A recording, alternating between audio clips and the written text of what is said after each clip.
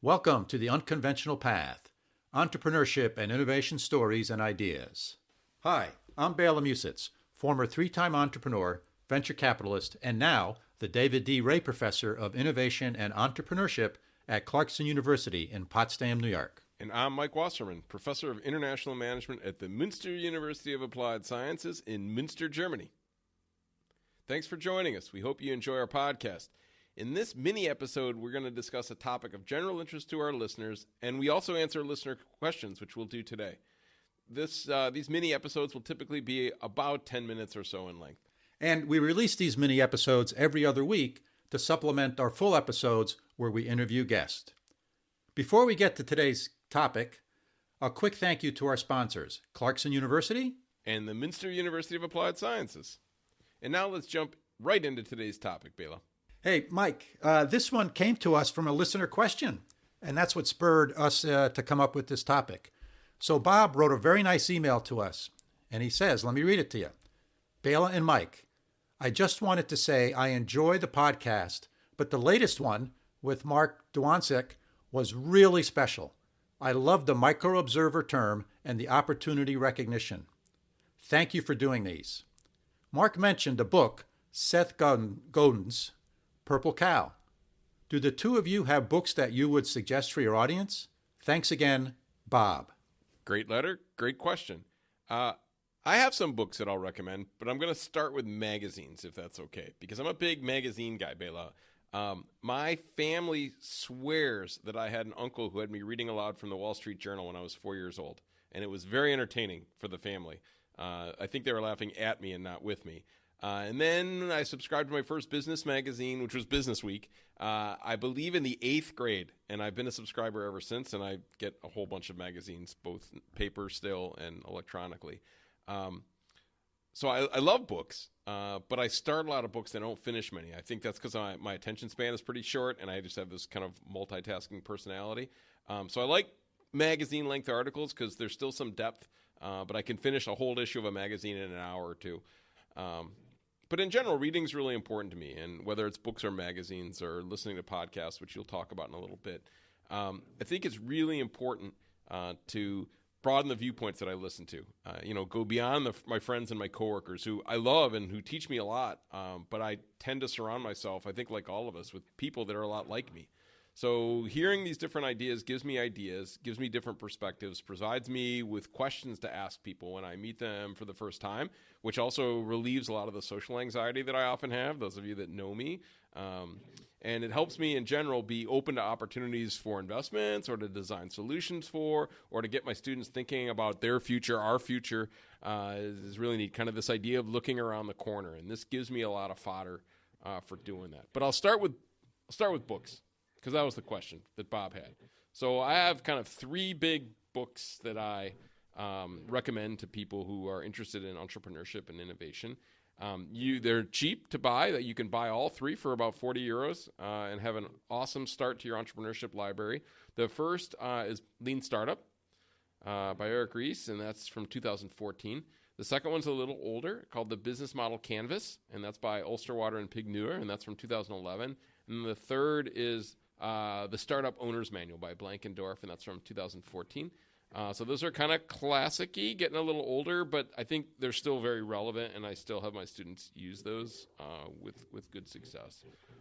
So that'd be the big 3. I have a bunch more in process, and Bela, I'll let you know if they're good, and maybe this will motivate me to finish them a bit.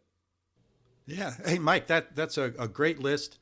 I'm familiar with at least 2 out of your 3 books there, and they're real solid.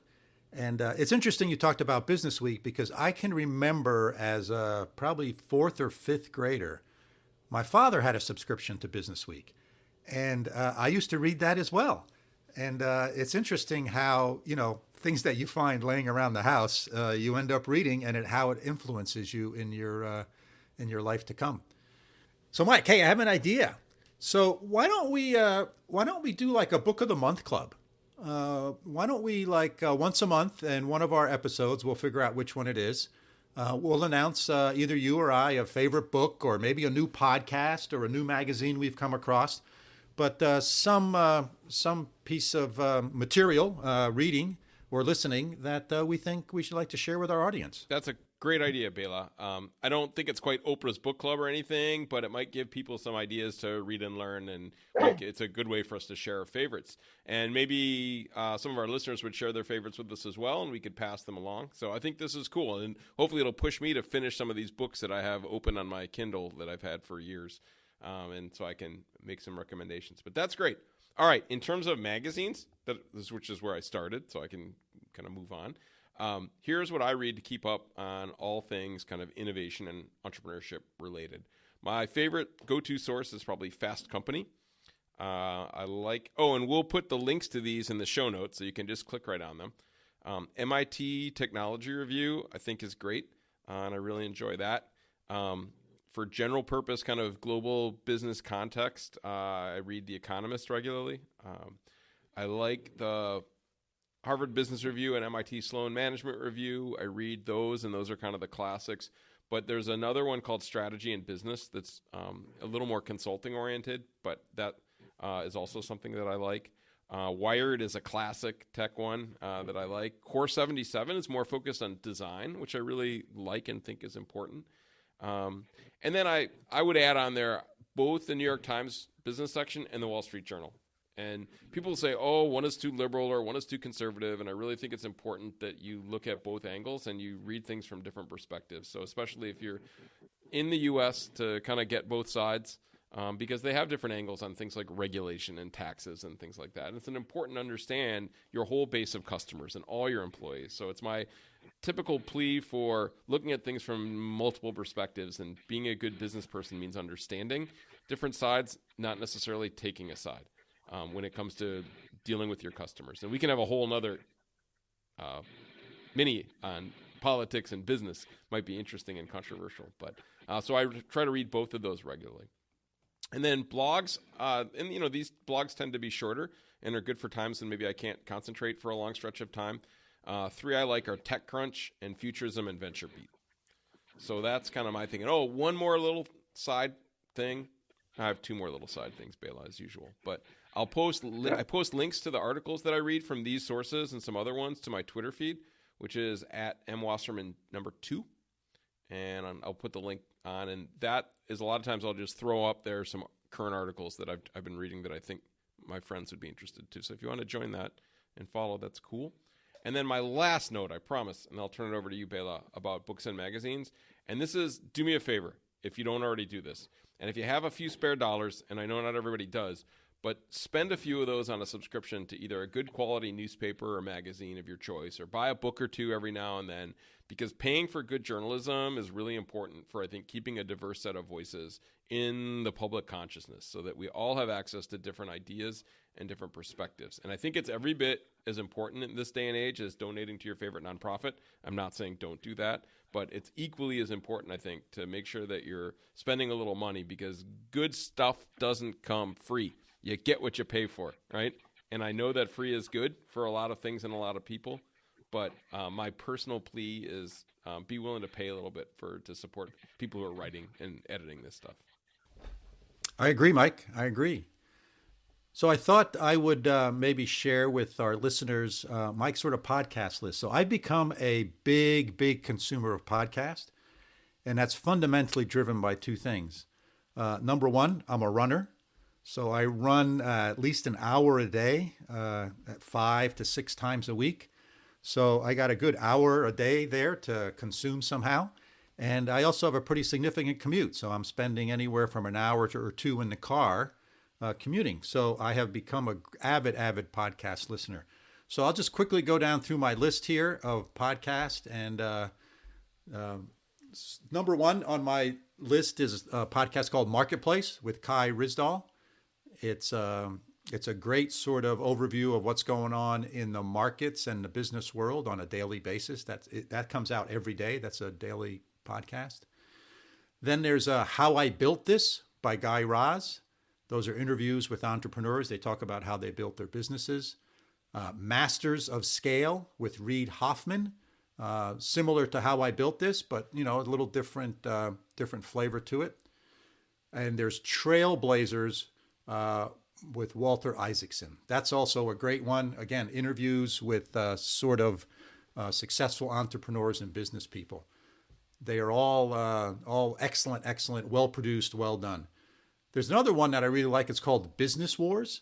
This is usually a multi-episode podcast where they'll do a comparison between like Coke and Pepsi, and they'll talk about the evolution of Coke and Pepsi and sort of how they slugged it out in the business world. They did one on Avis and Hertz, for example.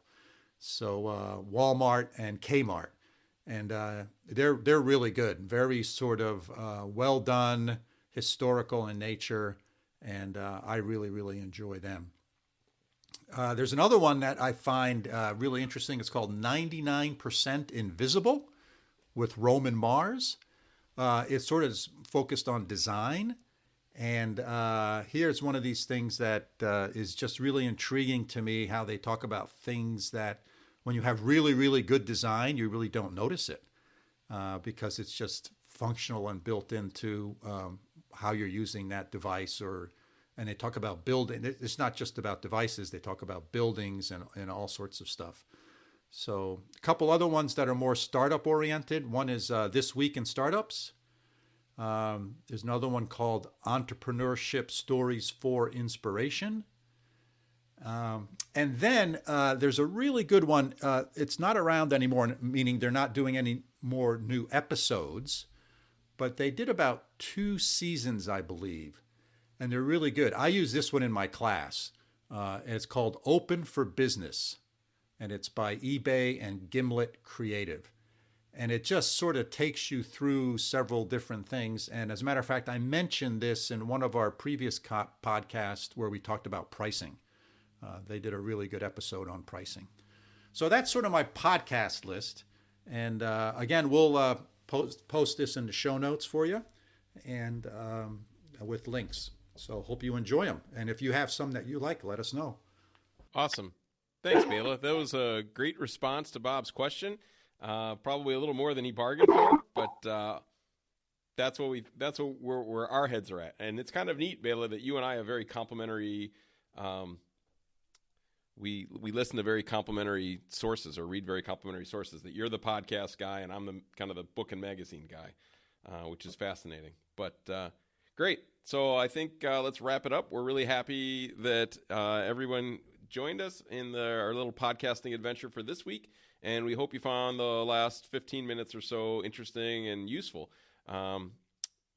We have 2 small requests as usual. One is if you have any questions about what you discussed, suggestions, complaints, concerns, let us know. Our email is bela.and.mike@gmail.com. And if you like what we're doing, hit subscribe or like on your podcast app. You can, if you have a few minutes to go out of your way and write a review for us, that's even better. And if you know others that might find this interesting, please share them with us. No, share us with them. I got it right that time. There you go, Mike. So that's it for this week, folks. Thanks for spending time with us. We look forward to having you join us for our next episode. Hey, Mike, good to see you. And nice chatting with you, and see you next week. Great. Thanks, Bela. Next week. Bye. This podcast is produced for Mike and I by our friends at Busy Media of Schenectady, New York. They can be found at busymedia.co.